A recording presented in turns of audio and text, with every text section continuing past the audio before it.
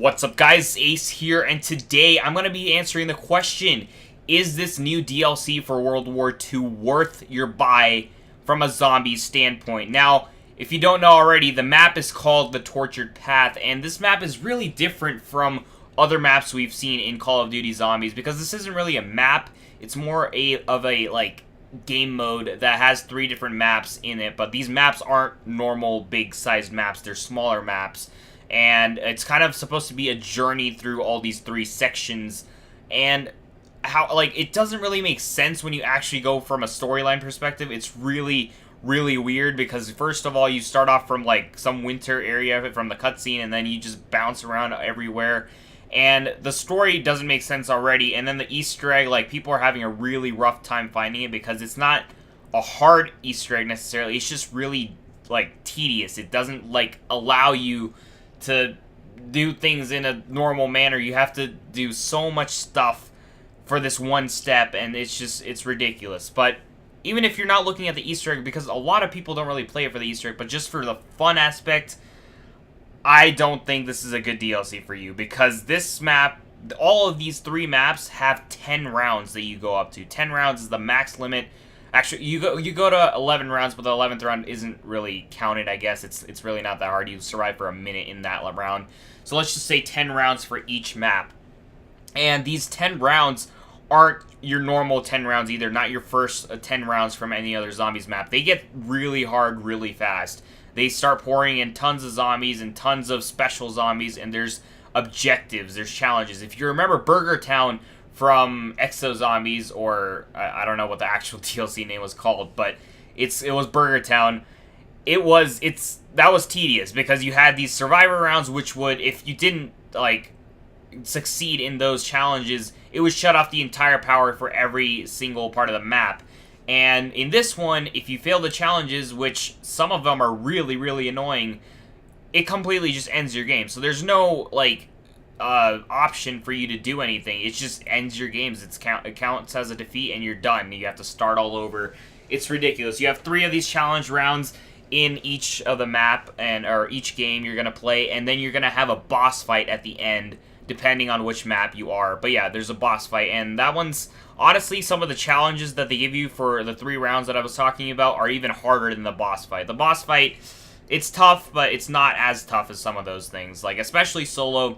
This map, I would say, is best played with other people. If you're normally a solo player, it's okay, it's nice for a challenge, but you're not gonna, I wouldn't play this map again after I'm done playing it once. It's just that kind of thing. It's not fun, it's not replayable, it's just your one and done deal, so it's not really worth $15 in my opinion. You're not going to keep going back hey, this is fun, this is amazing. No, it's tedious, it's dumb. A lot of the time, there's challenges that are really ridiculous, and the way the map just feels is weird, because the 10 rounds, you wouldn't think it's that tough, but when everything starts to condense into those 10 rounds, it gets really hard, and it's just annoying. It's just, this map is annoying at best. It just does not feel well when you're playing it and you're trying to have fun with it. It's just, it throws you a challenge after a challenge, and then Pack-a-Punch, you have to get these soul boxes, which you normally don't have to do, and it's just weird. And if you're a solo Easter egg player or whatever, you're gonna have to do so much stuff, and there's 3 different maps for the Easter egg.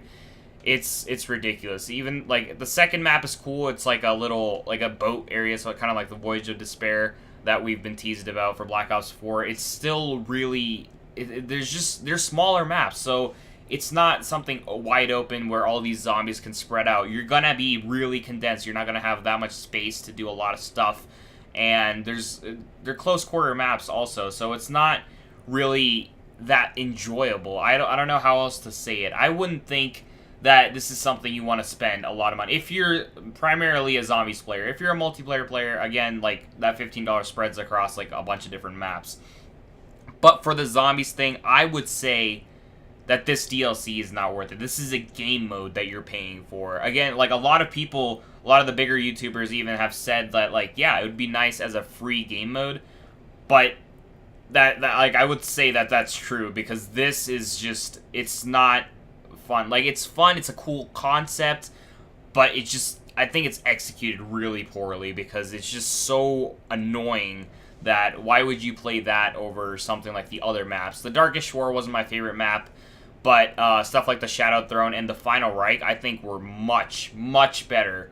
Like, they're easier maps because the zombies don't hit as fast as like Treyarch, but like, that's not the point. They're open maps. You get to do so much more. The round doesn't, or your game doesn't end if you don't do a challenge, and it's just a lot more of an enjoyable experience. If you want to buy a DLC, DLC 2 is probably the way to go. But even if you don't do that, the base game is honestly right now by far the best map, I would say. The Final Reich is just a really good map for me. And then if you unlock, or you finish the Easter egg, you get Groess and Haas. So basically 2 maps that are really, really good.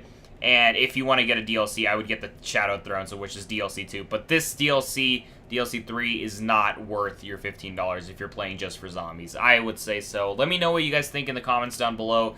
What do you think is different, or what do you think is I'm wrong about? Because this, I don't know. I just don't like this DLC as much. It's fun for the first time you play it, but if you're trying to play, like, if you're buying a DLC, you don't want to just get it for one time and then you're done.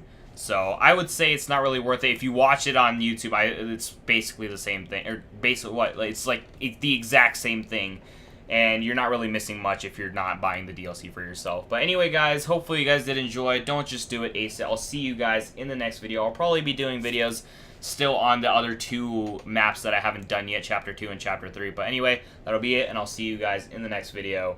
Bye-bye.